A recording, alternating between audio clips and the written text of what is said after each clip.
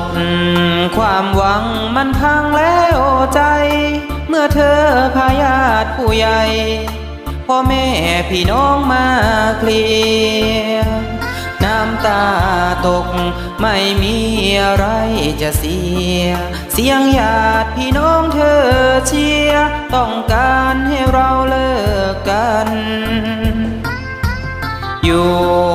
ก็จนไม่รวยสักทีใครๆเขาก็เห็นดีอยู่ไปก็คงแค่นั้นคำผู้ใหญ่ตัดสินว่าความให้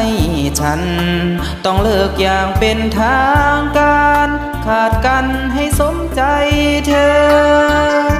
มาอยู่ด้วยกันก็มีแต่เราที่รู้ใช่ไหมไม่เห็นมีญาติฝ่ายไหนตัดสินใจแทนฉันและเธอน้อยใจเรื่องวันนี้ที่ได้เจอปัญหาของฉันกับเธอทำไมไม่พูดกันเองนั่งมองดูเธอเตรียมข้าวของหางตาเธอก็ไม่มองรีบเก็บแต่ของตัวเองพูดไม่ออกเมื่อใจนั้นโดนข่มเห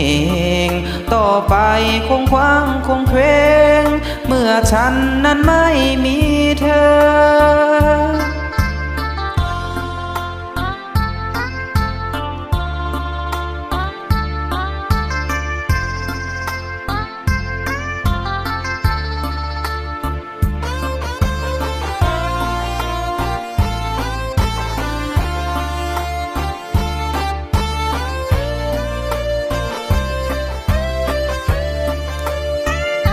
มาอยู่ด้วยกันก็มีแต่เราที่รู้ใช่ไหม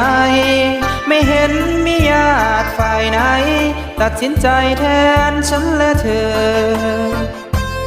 น้อยใจเรื่องวันนี้ที่ได้เจอปัญหาของฉันกับเธอทำไมไม่พูดกันเองนั่งมองดูเธอเตรียมข้าวของหางตาเธอก็ไม่มองรีบเก็บแต่ของตัวเองพูดไม่ออกเมื่อใจนั้นโดนข่มเหงต่อไปคงคว้างคงเคว้